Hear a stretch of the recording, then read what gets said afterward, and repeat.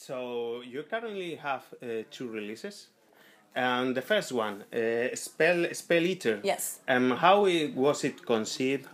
Was it composed? Could you explain a little bit more about that album? I've always wanted to have an occult-based heavy metal band. You know, I come from a background of classical training in opera, which is the foundation for my screaming. And I always knew what I wanted to do. I knew the musicians I wanted. So there was a band in Los Angeles named Professor, and we joined forces. And with Spell Eater, I already had a lot of it in my mind. I already knew that I was writing lyrics. I was preparing for it for a while. And then the boys came in, and the way we work is we compose together. I'll sometimes bring them a composition, some music. Mostly they do, though. Mostly it's Blake Meal, the guitar player.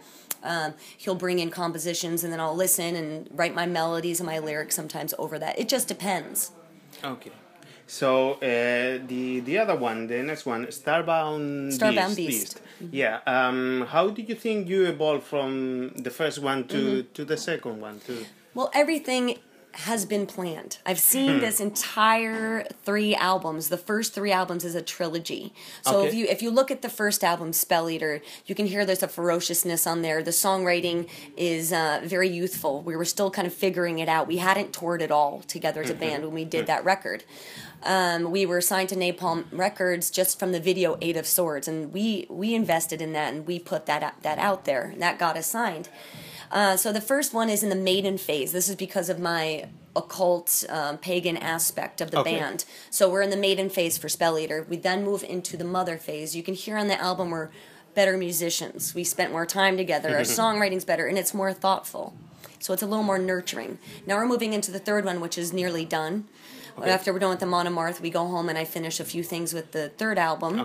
And then we go on tour again, so then it's released this summer. And that's the crone phase, and she's wise and old and horny and kind of nasty. So I'm having a lot of fun with this record, and it is the dying phase, so you'll hear elements of doom on this one.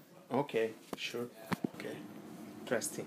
So you have a real wide range of vocals, from classical heavy metal to death metal to operatic, as you said before, black metal, black metal as well. So, how do you train your voice? How? Because it is amazing.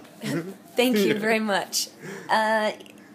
It takes a lot of dedication, and it takes surrendering to the band. I have nothing else. This is it.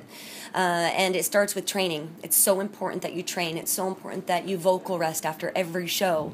I don't speak until I have tea in the morning. I don't speak until I eat breakfast. I get a lot of sleep. I drink a lot of water. I mean, this is discipline. It's extreme. But the way that I sing and I have to perform on stage, if I didn't take care of myself and really be dedicated to my art, I wouldn't be able to do this night after night. I don't lose the voice. And the reason why is because I really am dedicated to that art. That's it.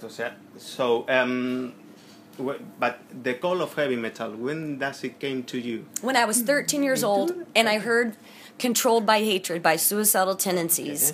I have a German pen pal at the time in school, and he sent me a cassette tape with a bunch of heavy metal on it. And I was listening to the Misfits and Danzig as well before then. Of course, I just love Glenn Danzig, and we got to go on tour with him, which was mind-blowing.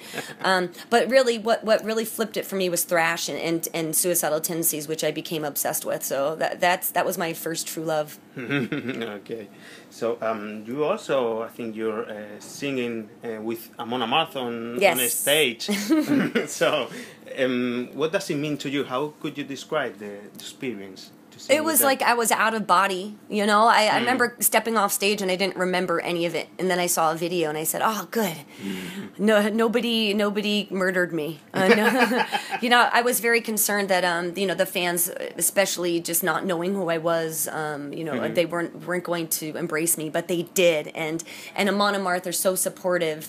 In the metal community, you help each other out. Johan blew his voice out the night before. He's strong. He's back in full force. Of course, the big Viking. But at that time, it was either we cancel the show or we find a way. So we found a way to save the show, and I emceed the show and sang Guardians of Asgard, and then brought up a couple fans at the end to sing other songs. And it was a very special night, a night that won't ever happen again, most likely. But that's showbiz. That's theater. That's entertainment. So we won't see you tonight singing with them. No, no, no. It's a pity. You won't. No, believe me. I've got enough going on with Huntress. About the future, you said before that you're about to release your new album this year.